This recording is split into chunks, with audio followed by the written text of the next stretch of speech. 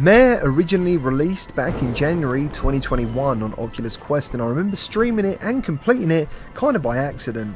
And then yesterday I saw it was released on PSVR2 with some extra features, and I was excited to check it out all over again because, like most VR gamers who see the trailer or the screenshots, MARE will most likely lure people in purely by its art style, looking extremely similar to Japan Studio's famous ICO, and the similarities don't stop there. You guide a little girl around who speaks a language you can't understand, which makes you feel protective of her, and you have to work together for the majority of this story. There's another race of beings made up of smoke, which again is very similar to ICO, but that is where the similarities end. MARE is a cause and effect puzzle game, and in the 2.5 hours it took me to finish the story, I came away just as confused about the story as when I started. But I did enjoy my time with it, and there's collectibles for completionists. The PSVR2 version has an eye tracking mode, which was really the main reason I wanted to try it again, and upon starting the game I had completely forgotten all of the puzzles, which was pretty awesome. The eye tracking mode is a simpler version of the game, and at first it felt pretty cool, but after the first 2 chapters I started to feel like a low engagement feeling, and I went back to the original way of using one controller to interact with the world. Now don't get me wrong, playing with eye tracking is cool, but it also stops you from enjoying the world the game is set in, since you have to stare at everything to activate the puzzles, and some of them have to be stared at continuously, which feels kind of constricting while performing certain actions.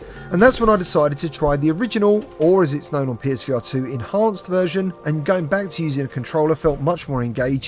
I could freely look around the beautiful world, and the puzzles are apparently harder without eye tracking, so I would definitely recommend potentially playing the standard version or Enhanced for the first playthrough, and then trying eye tracking out afterwards.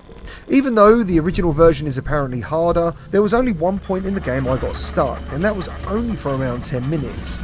Now, to fully complete MARE, you will need to collect all the collectibles, which are statues of little cats. Maybe that will give you a different ending, but personally, since the gameplay is very slow, I'm not sure I want to go back in again to see what happens. Now don't get me wrong, the graphics look excellent with a beautiful art style, and the lovely music gives you like a wondrous feeling, and some choices you have to make left me quite surprised, which was really welcoming.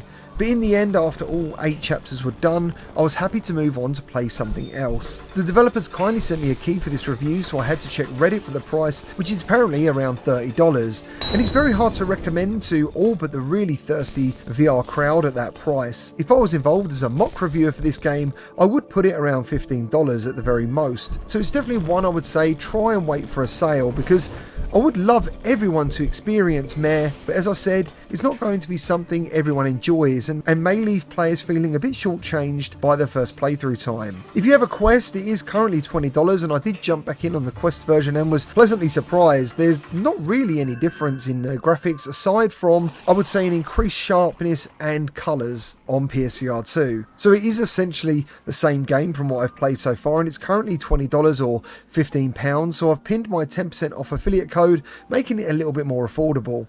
Overall, I am really pleased MARE is now available on another platform, and it's also got some extra features and does look lovely on PSVR2. And as I said, I do want everyone to experience it, since there's nothing else quite like it. It's got a great atmosphere, and the connection between you and the girl is very reminiscent of ICO, but the current price makes it hard to recommend for the very fast playtime. Thank you ever so much for watching. I hope this review somehow helps you make a decision. If it does, please leave a like and subscribe for more VR content, and if you've played MARE, let others know what you think about it down in the comment section, and I'll see you on the next one.